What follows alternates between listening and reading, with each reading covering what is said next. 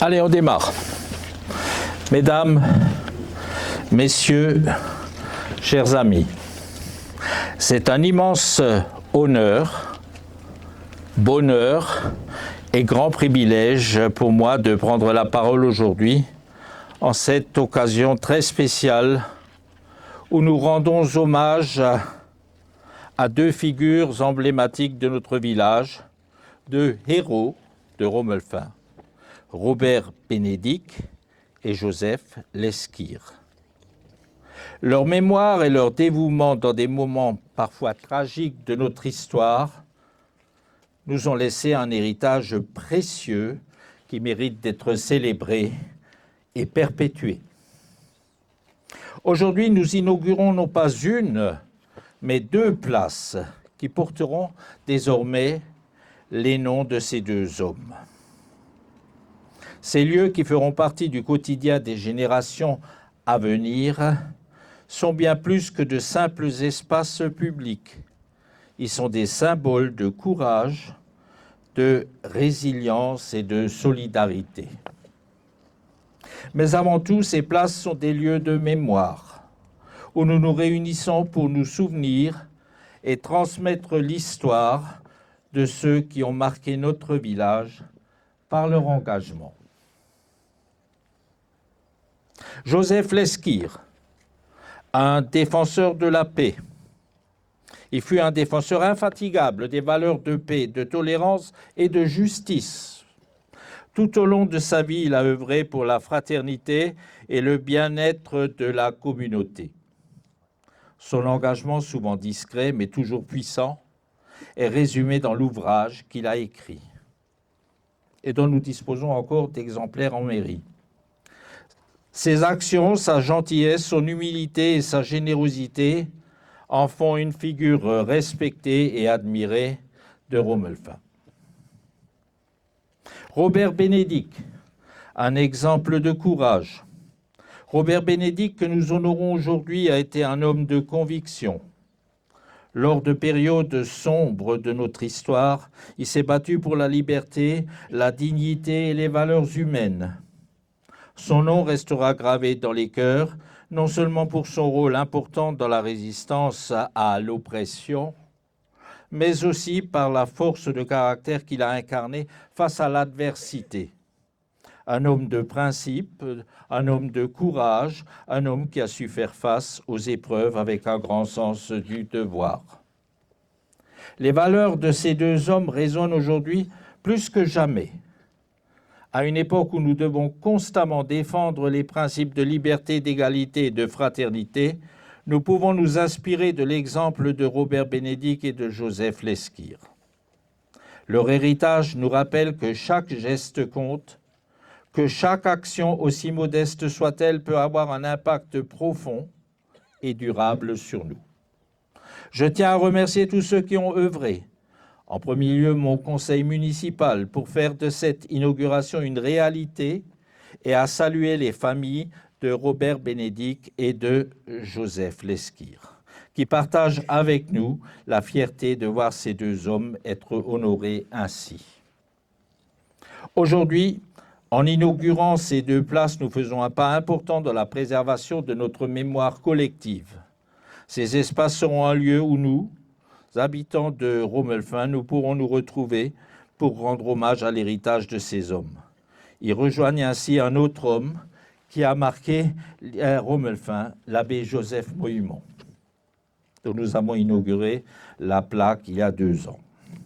Je vous invite tous dès aujourd'hui à faire de ces places des lieux de mémoire vivants où nous nous souviendrons du passé tout en construisant ensemble un avenir meilleur, un avenir fondé sur l'unité, le respect et la solidarité. La parole est maintenant donnée aux familles respectives. Merci à vous.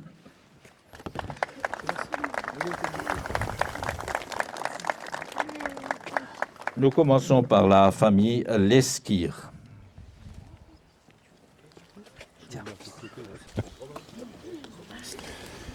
Bien, bonjour à toutes et à tous. Merci pour votre présence à cette belle cérémonie.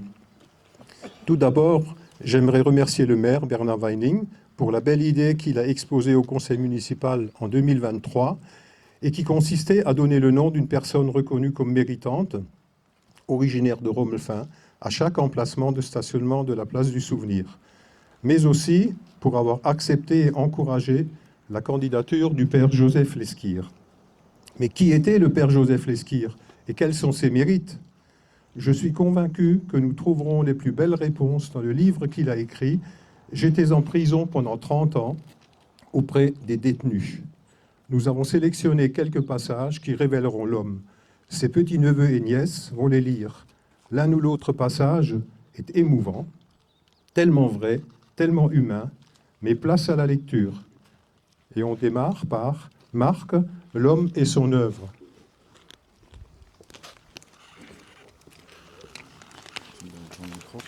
Oui, pardon. Je mets comme ça.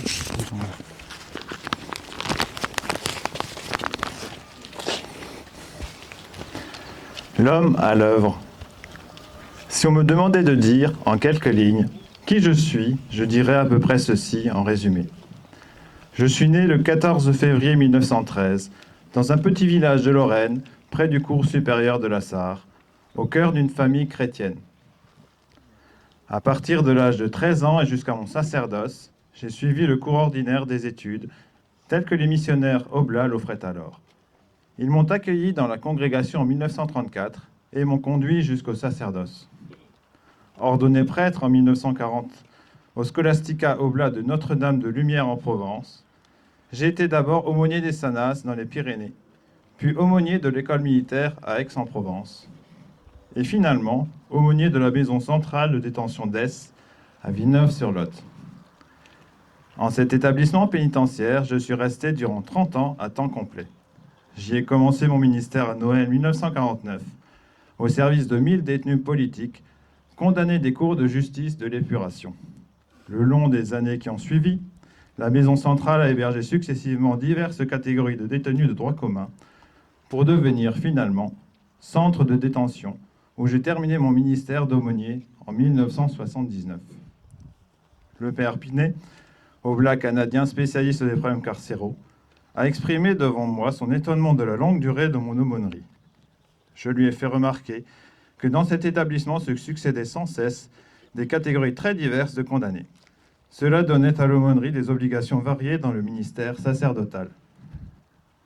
Aujourd'hui, l'aumônerie du monastère des Annonciades me permet de bénéficier des célébrations liturgiques, de la contemplation monastique, des prières et de l'accueil démonial, grâce auquel j'ai pu présenter ici ce dont je témoigne. Joseph Lesquire, oblat de Marie Immaculée, Villeneuve-sur-Lot, le 7 juillet 1990. Tu donnes Carole. Alors Carole va nous lire un deuxième extrait qui est lui, personnellement je le trouve poignant et qui est intitulé « Il connaît son métier ». Il connaît son métier. L'Africain du Mali qui est venu à moi s'appelait Koulibaly Baba. Il était musulman. Il avait été condamné à 10 ans de prison, d'un tempérament agréable et optimiste. Il me dit « Oh, j'ai déjà fait presque la moitié de ma peine. J'ai le droit de présenter ma demande de libération conditionnelle. » Sa demande fut rejetée. Il demeura en prison. Quand le délai légal fut écoulé, il présenta sa demande une deuxième fois. Les années avaient pesé lourdement sur cet homme. La détention lui était beaucoup plus insupportable qu'à la moyenne des détenus. Il perdait courage. Il était souvent ravagé de chagrin. Il travaillait à l'atelier, cela le sauvait, et il pouvait envoyer régulièrement à sa vieille mère à Bamako la moitié de son minuscule salaire. Sa demande renouvelée de libération conditionnelle fut aussi rejetée. Son moral était très atteint, mais il fallait une nouvelle attente d'1 année pour déposer une 3e demande. Ce n'était pas seulement une peine privative de liberté qu'il fallait supporter, mais 1000 autres inconvénients dont la somme était bien plus lourde que la peine prononcée au tribunal. Il me dit « Si cette 3e demande était rejetée, je n'aurais plus le courage de vivre. On ne sait pas, à la cour d'assises, à quoi on condamne, quand on prononce 10 ans de prison. » La 3e réponse était attendue de Paris. Un matin, contrairement à mes habitudes, Je me trouvais dans les bâtiments de la direction de la maison centrale. Dans les couloirs, j'ai rencontré Coulibaly Baba en compagnie d'un surveillant. Il sortait du bureau du directeur. Le beau noir de son visage était devenu couleur cendre. J'ai compris ce qui s'était passé. Je demandai au surveillant d'amener le détenu dans mon bureau. Assis en face de moi, il me dit, dès que le surveillant fut sorti, « C'est terminé, on m'a acculé au suicide. Je ne peux plus vivre ici. » Nous avons longuement parlé de lui, de sa mère, de sa famille, de Dieu, auquel il croyait de toute la force de sa foi de musulman.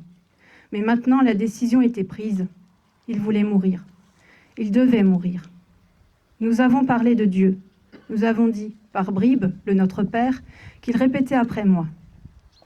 À la fin, il me dit qu'il était attentif à cette prière, mais qu'il en avait appris une autre, dans le Coran, qui était plus belle.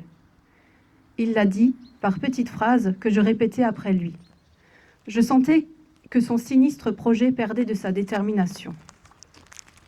Par contre, la colère montait contre Dieu. J'étais une bonne cible pour ses attaques dans la solitude de ce quartier isolé. Il me cria « Pourquoi es-tu venu ici ce matin ? Qu'est-ce que tu es venu faire ? Jamais tu ne viens le matin. Jamais tu ne vas au bâtiment de la direction. Pourquoi juste aujourd'hui ? Tu n'as rien à faire ici. Qui t'a envoyé ici ce matin ? Va-t'en. Si tu n'étais pas venu, ce serait fini maintenant. Je ne souffrirai plus dans cette sale prison. Je serais mort. Si tu étais resté chez toi, tout serait terminé maintenant. C'est ta faute. Maintenant, va-t'en. » J'ai profité d'une accalmie pour lui dire en me levant « Viens t'asseoir à la chapelle. » Il vient s'asseoir à côté de moi, au premier banc. « Maintenant, tu vas dire avec moi la prière du Coran, celle qui est plus belle que la mienne. » Quand ce fut fini, nous avons prié ensemble. Nous avons gardé le silence. Je me suis levée.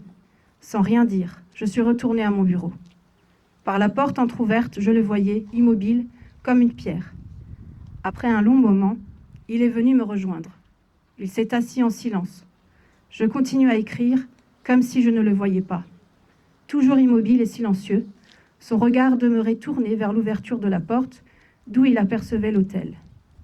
Puis, très lentement, continuant à regarder l'autel, il me dit « Maintenant, je sais pourquoi tu es venu ici, ce matin. » Sans hâte, il se tourna vers moi et il ajouta « C'est égal, le Dieu, il connaît son métier. »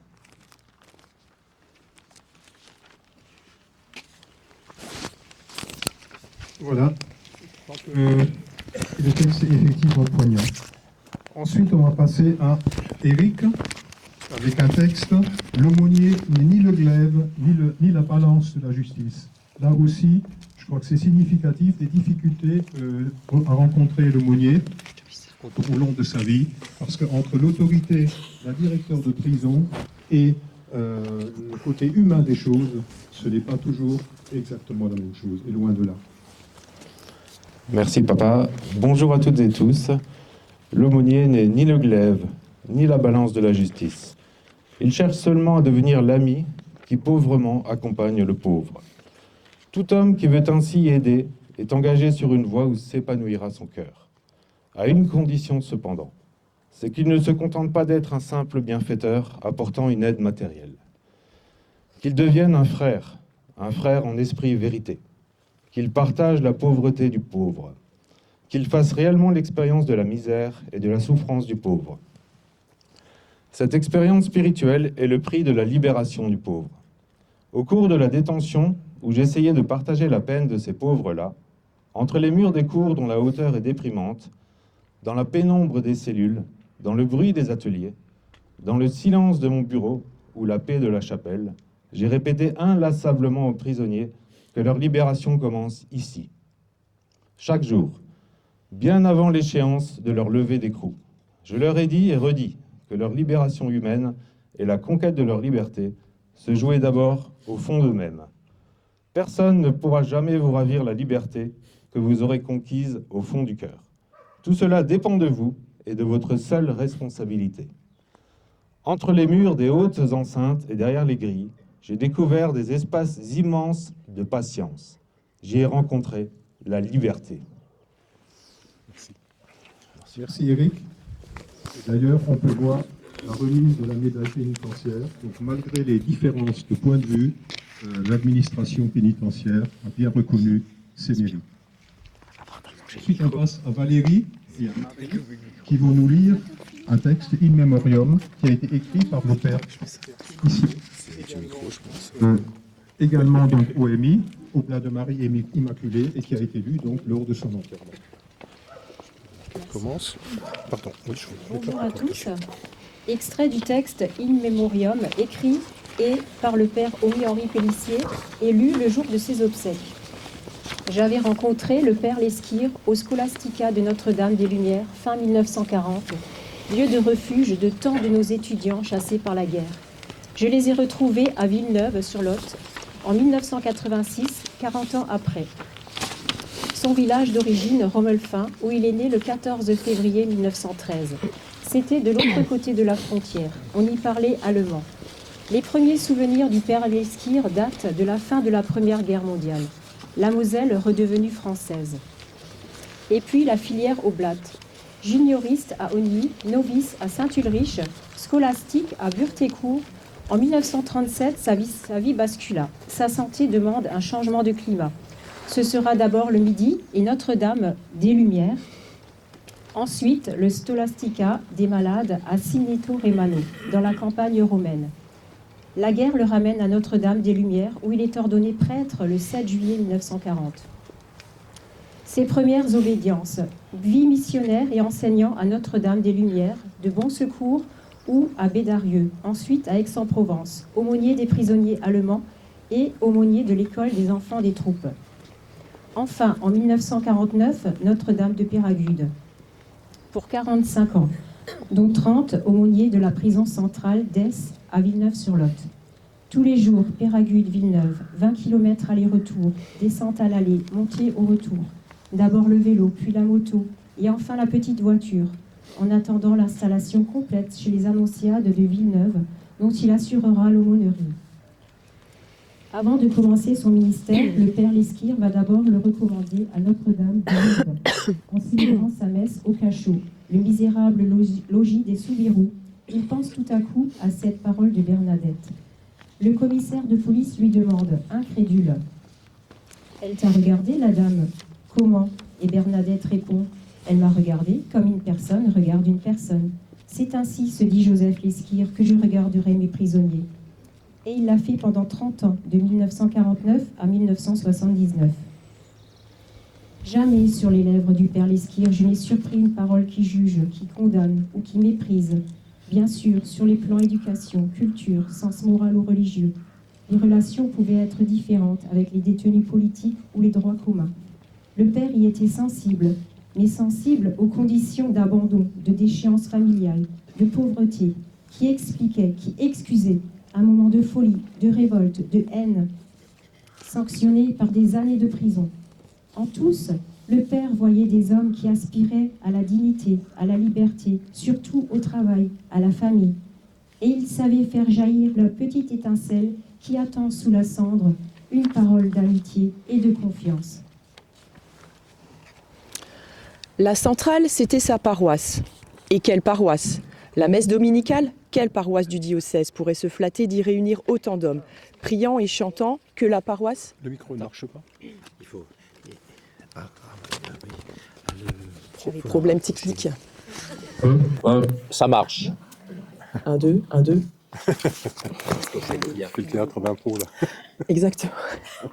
La centrale, c'était sa paroisse. Et quelle paroisse ? La messe dominicale ? Quelle paroisse du diocèse pourrait se flatter d'y réunir autant d'hommes, priant et chantant, que la paroisse de la prison centrale ? Et quelle chorale ? Rien que des hommes. Les vêpres ? Quel curé a vu ses paroissiens venir le supplier de les rétablir, au point de voir un dimanche soir, en l'absence de l'aumônier, un détenu accaparer le surplis et l'étole et les chanter à sa manière ? Un lointain souvenir d'une enfance corse. L'homélie, il arrivait aux détenus de l'affaire, tel ce gitan illettré commentant pour ses camarades les tableaux de la belle prière de saint François. Là où est la haine, que je mette de l'amour, lu par un autre plus instruit.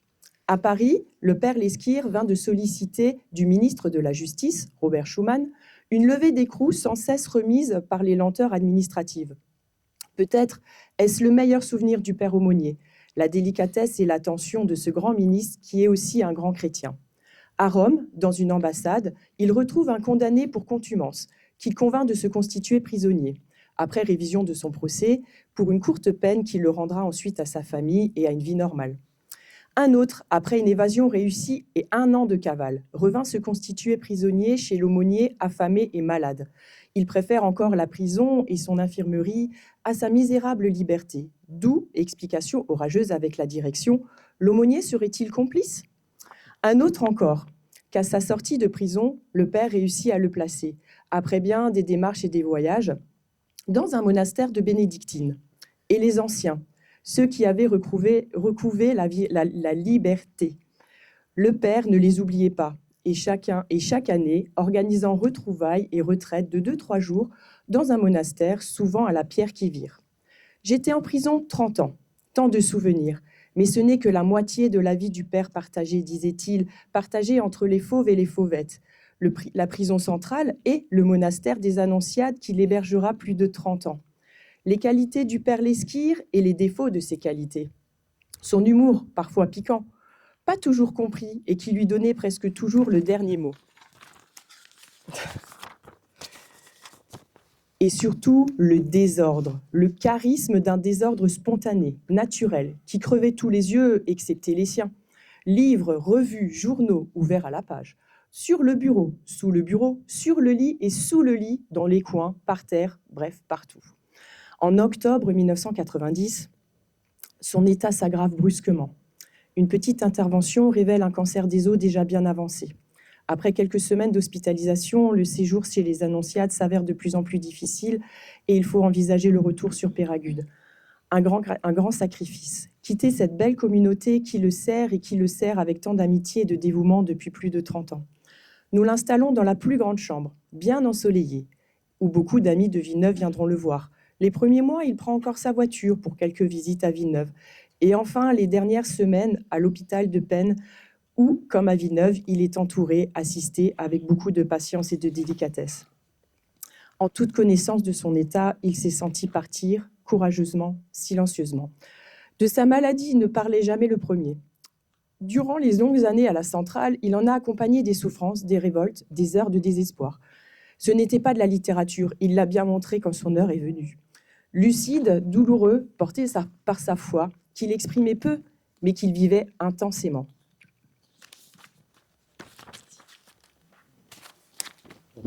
J'aimerais maintenant me faire le porte-parole des enfants et petits-enfants du père aîné et du Lesquire. Les anciens du village se souviennent de lui, car Émile venait à Romelfin, défiler à la tête de la fanfare du Solcerre lorsque le village était en fête. Lors des premières messes, par exemple, mais aussi l'une ou l'autre fête du foyer à l'époque. Les descendants d'Émile n'habitent pas dans la proche région. Certains demeurent dans le sud de la France, à Nice, à Marseille, etc., et n'ont pu faire le voyage. D'autres sont canadiens et habitent la belle province de Québec, mais ils partagent tous le même respect que nous pour le père Joseph. Mais, très bonne surprise, Isabelle et son frère Philippe, qui habitent, eux, dans les Vosges en partie et aussi dans le sud de la France, qui sont les enfants de Henri Lesquire, l'aîné des enfants d'Émile, nous ont rejoints. Un grand merci à eux. Et donc, Isabelle va nous lire quelques anecdotes relatées par les enfants d'Émile. Bonjour à tous. Bonjour à tous et merci beaucoup pour cette invitation.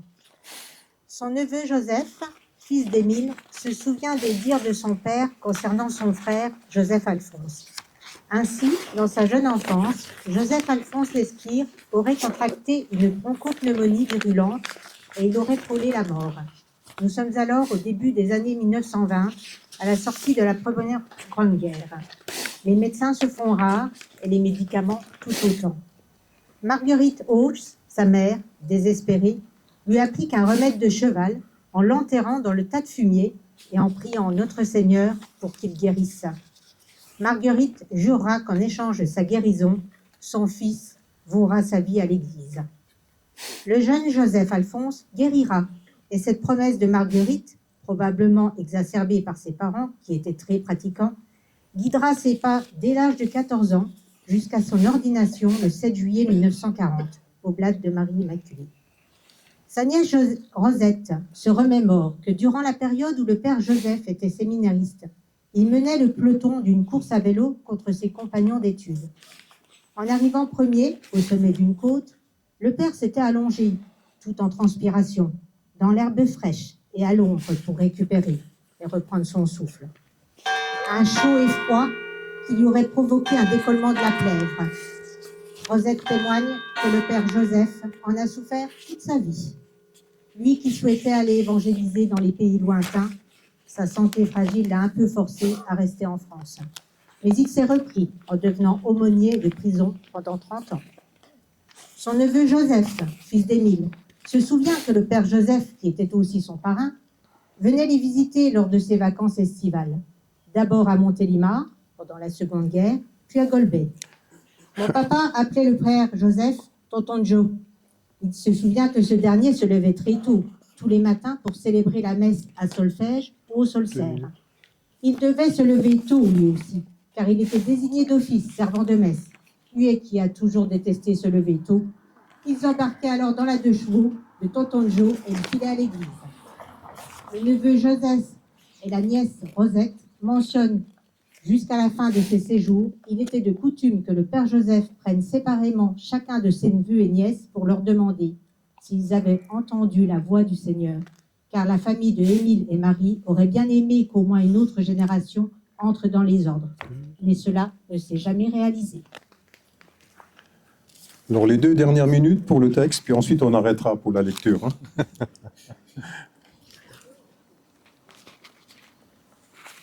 Je me présente, je me nomme Olivier Lesquire. Enfin, je parle en sa parole. Je suis le 4e enfant de Joseph Émile Lesquire et de Ginette Murdin. Je suis né au Québec. Mon grand-père Émile était le frère du père Joseph que je n'ai pas connu. Cela fait près de 15 ans que je m'intéresse à la généalogie de ma famille, tant c'était des Lesquire de Romelfin que des Murdin de Saint-Laurent. Les facilités d'accès aux informations par Internet et l'archivage des documents par les municipalités et communes m'ont permis d'en apprendre beaucoup sur ma famille, malgré la grande distance qui me sépare de la terre de mes aïeux. Pour ma part, ce sont mes recherches généalogiques sur la courte vie d'Eugène Lesquire, le premier enfant de Romelfin, mort pour la France en 1940, à l'âge de 25 ans. Et l'un des 3 frères du père Joseph qui m'ont tranquillement amené vers ce dernier. D'abord l'achat de son livre, j'étais en prison 30 ans auprès des détenus, ainsi que mes oncles et tantes. Dans le livre, l'un des passages qui m'a le plus interpellé portait sur le fait que le père Joseph écrivait dans son agenda, à chaque jour de sa vie professionnelle, les gens rencontrés, quelques anecdotes et démarches entreprises afin de réhabiliter les détenus. Il a donc rédigé les 30 agendas qui relatent 30 ans de sa vie. Afin d'en apprendre plus, s'en est suivi des contacts avec la Bibliothèque nationale de France, puis le diocèse. S'en est suivi des contacts avec la Bibliothèque nationale... Alors, c'est la même phrase, pardon. La suite, au Québec, jusqu'à Marseille, en passant par Rome et Lyon, où je suis entré en contact avec le père Bernard Dullier, qui est archiviste en chef des OMI en France et qui gère les dossiers des Oblats, des CD, entre autres à Marseille. Tout le long de mes démarches, je n'avais qu'un seul objectif, soit de mettre la main sur les fameux agendas qui, en date d'aujourd'hui, seraient possiblement conservés dans les archives du diocèse d'Agen. Je remercie au passage toutes les personnes qui m'ont aidé dans mes recherches, et principalement le père Dullier pour sa précieuse collaboration. De l'ensemble de mes recherches, je retiens les éléments suivants. À l'âge de 20 ans, Joseph Alphonse Lesquire a fait partie du recrutement de la classe 1933 de Sarrebourg en Moselle, où il a été affecté au 24e bataillon des chasseurs alpins, BCA, le 21 octobre 1936. 2 mois plus tard, il a été réformé de l'armée, soit le 30 décembre 1936. Je ne connais pas les motifs de sa réforme, mais il a fort à parier que cela a été lié à sa santé fragile qui se dégrade dès le début de 1937. Il sera ordonné prêtre le 7 juillet 1940, oblat de Marie Immaculée, grâce aux encouragements de son frère Émile, mon grand-père. Dans l'hommage in memoriam, lu lors de ses obsèques, le père Henri Pélissier, OMI, indique que le père Lesquire répétait souvent que c'est grâce à lui que j'ai pu devenir prêtre. Lors de son ordination, le père Hesley, son professeur de morale, invite le père Joseph à se dépêcher à prêcher la nouvelle, car il dit « Avec la santé que vous avez, cela ne durera probablement pas longtemps. Cela durera tout de même presque 80 ans. » Ses premières œuvres seront remplies de différents mandats de vie missionnaire ou d'enseignement, notamment vers la fin de 1947, lorsqu'il sera nommé aumônier de l'école militaire des enfants de troupes d'Aix-en-Provence, puis en 1949 aumônier de la prison centrale d'Aix. Comme on sait, il sera aumônier de cette prison durant 30 ans. Il faut le faire tout de même. Merci à vous.